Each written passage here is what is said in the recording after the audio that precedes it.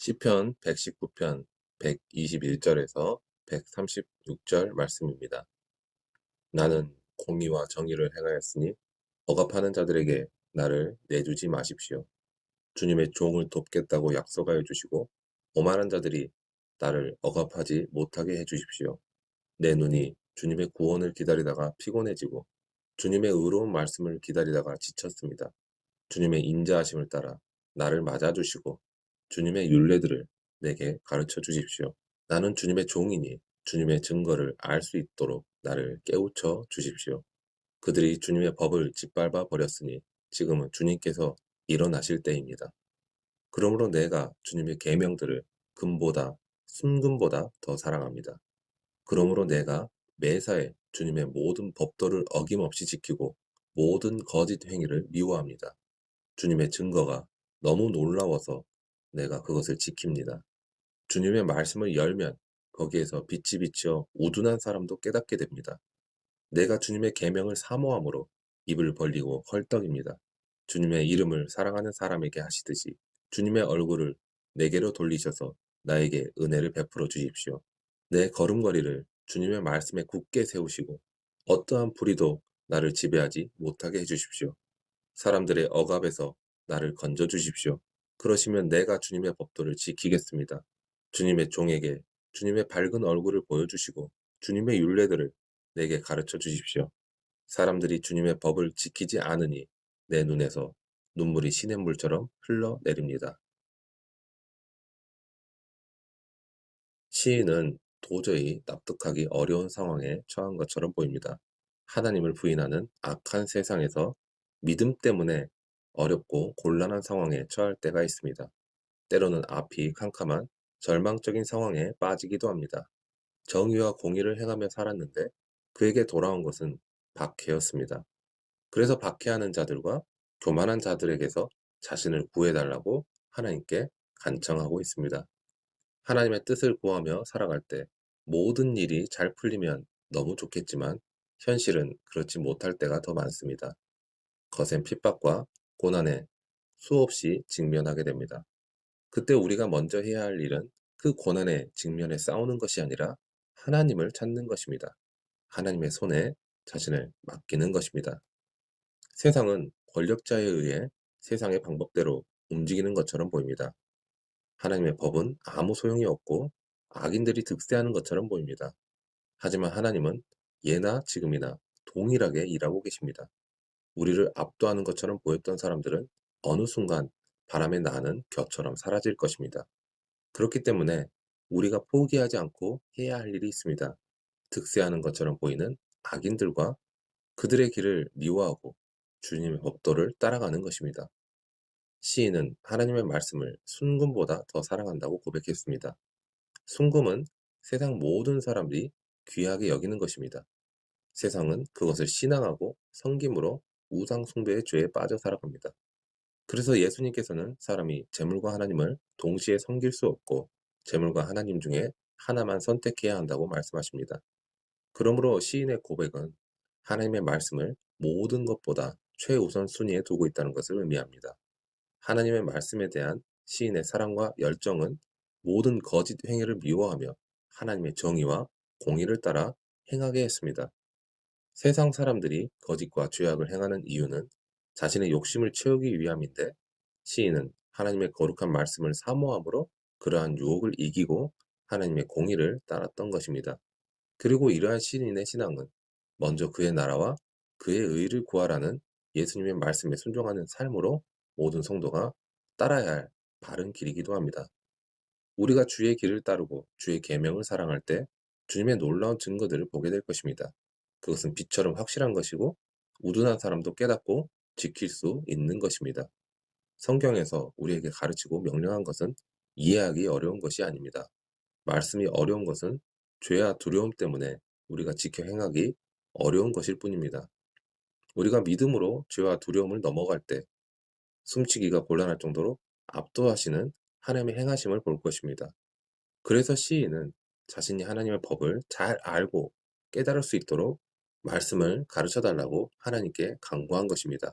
하나님의 말씀을 깨닫는 것은 세상의 지식을 공부하고 배우는 것과는 근본적으로 차이가 있습니다. 하나님의 말씀은 성령의 감동으로 기록된 계시이기 때문에 성령께서 깨우쳐 주시지 않으면 우리 스스로 깨닫고 믿을 수 없기 때문입니다.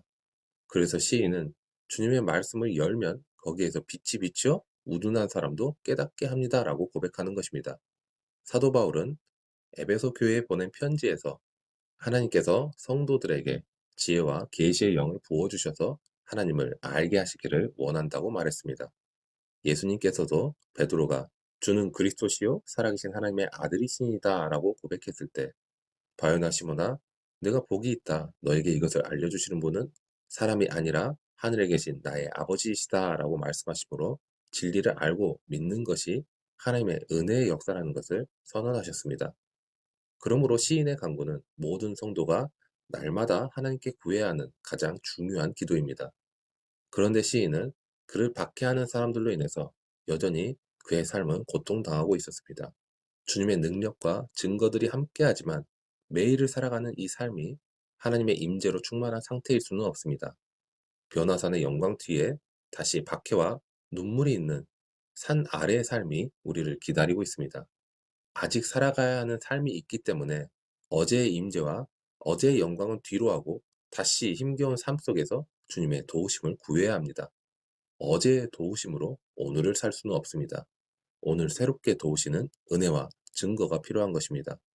힘겨운 현실에 파묻혀 살다 보면 안타깝게도 쉽게 잊어버리는 것이 있습니다. 바로 우리 하나님이 전능하신 하나님이라는 사실입니다. 그 하나님은 우리의 주님이 되시며 우리를 인도하고 계시다는 그 사실입니다. 그렇기 때문에 낙심할 만한 절망적인 상황에서도 우리는 우리를 사랑하시는 주님께 간구하며 나아가야 됩니다. 그때 놀라운 하나님의 증거와 일하심을 경험하게 될 것입니다. 오늘 본문에서 특히 123절에 내 눈이 주님의 구원을 기다리다가 피곤해지고 주님의 의로운 말씀을 기다리다가 지쳤습니다. 라는 말씀이 있습니다. 이 말의 의미는 무엇일까요? 문득 구약의 욥이 생각납니다. 욥은 참 의로운 사람이었습니다. 그런데 모진 고난이 닥쳐오자 자신의 의로움과 억울함을 주장하는데 온 힘을 기울였습니다. 욥기 막바지에 가서 하나님께서는 그런 욥에게 그가 왜 고난을 겪었는지 그 이유를 직접적으로 알려주시기보다는 하나님께서 창조하신 피조 세계를 보는 눈을 열어주십니다. 그러자 욥은 42장 5절 6절에서 주님이 어떤 분이시라는 것을 지금까지는 제가 귀로만 들었습니다. 그러나 이제는 제가 제 눈으로 주님을 뵙습니다. 그러므로 저는 제 주장을 거두어드리고 티끌과 잿더미 위에 앉아서 회개합니다. 라는 회개의 고백을 합니다. 말씀에서 또 자연에서 그리고 우리 주변의 사람들에게서 그야말로 모든 것에서 하나님을 만나는 눈이 열린 것입니다. 우리도 신앙의 시야를 이렇게 넓힐 필요가 있습니다. 오늘 본문 130절에서는 말씀이 열리고 빛이 비쳐 깨달음을 준다는 표현이 있습니다. 135절에서도 하나님께서 얼굴을 비추셔서 말씀으로 가르치신다는 표현이 있습니다. 이러한 표현은 종종 말씀의 계시라는 차원으로 이해되어 왔습니다. 과연 오늘 우리는 말씀을 어떻게 대하고 있으신가요? 구약 성경을 주석할 때 우리가 잊지 말아야 할 것이 있습니다. 주석이나 말씀 묵상은 말씀에서 의미를 끌어내는 것이지 자신이 뜻하는 바를 말씀에 집어넣어서는 안 된다는 것입니다. 즉, 빛이 비치면 밝아지듯이 말씀의 빛으로 자신을 조명해야 한다는 의미입니다. 이것은 말씀을 대하는 가장 기본이 되는 자세입니다. 하나님을 만난 성경의 많은 인물들이 처음부터 일관되게 보인 주여 말씀하옵소서 주의 종이 듣겠나이다 라고 엎드렸던 그들의 태도이기도 합니다. 122절과 125절에서 시인이 하나님 앞에서 자신을 부르는 호칭이 있습니다. 바로 주의 종입니다. 하나님은 믿음 가운데 자신과 하나님과의 관계를 올바르게 아는 사람들에게 특별한 은혜를 주십니다. 그런데 그 은혜는 우리의 죄와 욕망을 채우기 위한 것이 아니라 오히려 불의한 세상 속에서 낙심하지 않고 하나님만을 의지하게 하는 능력을 주시는 은혜입니다. 우리의 삶을 통해 화평을 이루어 의의 열매를 맺게 하는 것입니다. 주님은 당신의 종에게 당신이 원하시는 삶을 살 수 있도록 능력을 주십니다. 우리는 그 능력에 힘입어 우리의 삶을 하나님께 온전히 드릴 수 있는 것입니다. 하나님의 말씀은 어디에나 있습니다. 하지만 사람들은 점점 더 하나님의 말씀에서 벗어나고 있는 것만 같습니다. 심지어 주를 믿는 그리스도인들도 말씀을 읽고 묵상하고 공부하며 그 말씀이 삶으로 나타나는 것에 깊은 관심을 두지 않는 모습을 보입니다.